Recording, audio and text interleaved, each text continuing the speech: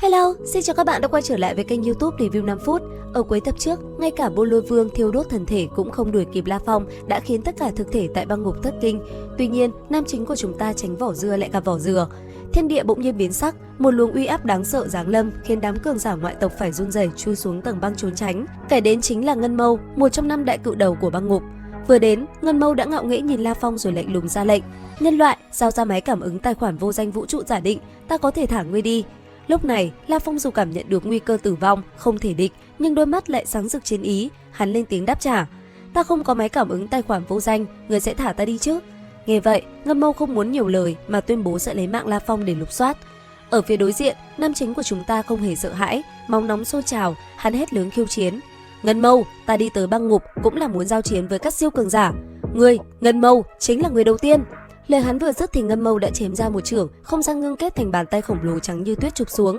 Đối diện một đòn này, La Phong triệu hồi thú thần hư ảo, dùng chiếc đuôi lân giáp quật mạnh. Hai đòn công kích va chạm tạo ra sóng xung kích kinh hoàng, thú thần hư ảo nổ tung, bàn tay khổng lồ rạn nứt.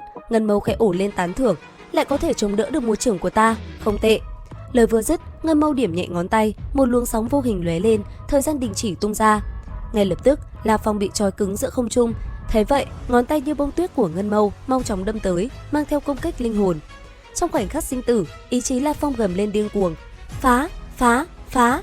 Ba món chí bảo, Thí Ngô Vũ Dực, Tinh Thần Đồ và Tháp Châu đồng loạt rung lên, phá vỡ trói buộc thời gian ngay trước khi ngón tay chạm vào. Vừa rồi, hắn dùng cánh đỡ đòn, bị đánh bay như sao băng nhưng toàn mạng. Chứng kiến một màn này, cả băng ngục chấn động vì một nhân loại lại có thể phá giải được tử thần nhất chỉ. Đến nước này thì rốt cuộc Ngân Mâu cũng quyết định tung ra sát chiêu mạnh nhất, vết nứt trên trán hắn mở ra để lộ con mắt màu trắng bạc không có đồng tử. Cùng lúc đó, toàn thân Ngân Mâu hiện ra vô số con mắt, hắn nhìn chằm chằm vào La Phong, thần lực vô hình xuyên thấu mọi phòng ngự, kéo linh hồn La Phong vào huyễn cảnh vĩnh hằng. Ngay lập tức, La Phong trải qua tầng tầng lớp lớp huyễn cảnh suốt vạn kỷ nguyên, sự cô độc có thể làm sụp đổ bất cứ ý chí nào, nhưng nhờ tâm tính kiên định từ sinh tử truyền thừa, hắn đã tỉnh lại ngay tức khắc. Thấy thế, Ngân Mâu kinh ngạc tột độ, hắn ra nghi vấn hỏi: "Ngươi vượt qua huyễn cảnh luân hồi vô tận trong bao lâu?" La Phong bình thản đáp: "Ta ở trong đó, cảm giác vượt qua gần 1 vạn kỷ nguyên." Nghe một lời này, Ngân Mâu bội phục, giữ lời hứa không lấy mạng La Phong nữa, nhưng La Phong không chịu thiệt mà lập tức lên tiếng hơn thua: "Ngươi để ta tiếp 3 chiêu, ngươi cũng tiếp ta 1 chiêu đi." Nói rồi, hắn kích hoạt chuông tím do Cử Khổng Vương thiêu đốt thần thể điều khiển, kết hợp ném 8 viên tinh thần tẩm nọc độc phí ma. Chỉ trong tích tắc, Ngân Mâu trúng chiêu, thần thể vỡ ra rồi lập tức khép lại. La Phong nhân cơ hội bỏ chạy, rồi để lại lời nhắn đề nghị giao dịch máy cảm ứng lấy trọng bảo. 3 ngày sau, La Phong điều khiển một khôi lỗi kim loại đến gặp Ngân Mâu rồi truyền âm nói: "Một món trọng bảo đổi một máy cảm ứng tài khoản vô danh vũ trụ giả định." Ngân Mâu dù là đại cự đầu nhưng khả năng đàm phán cực kém, bị La Phong chiếm tiện nghi, cuối cùng phải chấp nhận đổi một chiếc búa màu xanh biếc lấy một máy cảm ứng. Có được thứ mình muốn, Ngân Mâu lập tức đắm chìm vào các trò chơi trong vũ trụ giả định để giải tỏa sự tịch mịch vô tận. Sau khi có được trọng bảo, La Phong mau chóng vào vũ trụ giả định bế quan sáng tạo bí pháp. Ngay lập tức, Hỗn Độn Thành Chủ hiện thân, ông nghiêm khắc nói: "Ngươi là Khắc Vũ giả, ngươi phải nhớ kỹ, một tinh thần niệm sư đi theo mạch thần thú sẽ vĩnh viễn không thể đi đến đỉnh cao nhất." Đứng trước ngã rẽ định mệnh, La Phong suy ngẫm về tinh thần tháp và sự dạy dỗ của tọa sơn khách. Cuối cùng, hắn dùng ánh mắt kiên định đáp: "Đệ tử quyết định tu luyện cả vũ giả nhất mạch và tinh thần nhất mạch." Nghe vậy, Hỗn Độn Thành Chủ dù thở dài nhưng vẫn tôn trọng quyết định này và tiếp tục hỗ trợ đệ tử.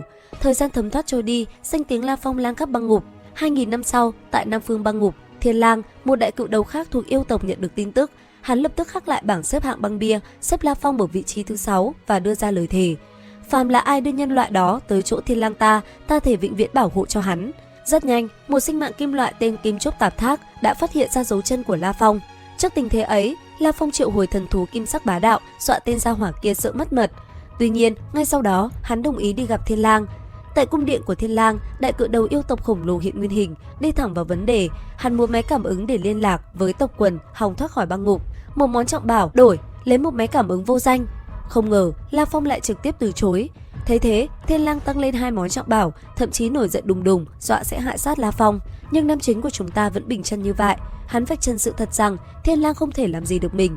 Hết cách, Thiên Lang buộc phải tung ra thú thần truyền thừa lệnh của tổ thần giáo, nên biết đây là thế lực đệ nhất vũ trụ. La Phong nhận ra giá trị liên thành của tấm lệnh bài nên đồng ý, nhưng cả hai đều đầy toan tính. Thiên Lang thì muốn nghiệm chứng máy cảm ứng trước, thực chất là mượn cơ hội để truyền tin cầu cứu về yêu tộc. La Phong dù biết tổng mưu đồ đó, nhưng hắn vẫn chấp nhận để đoạt lệnh bài.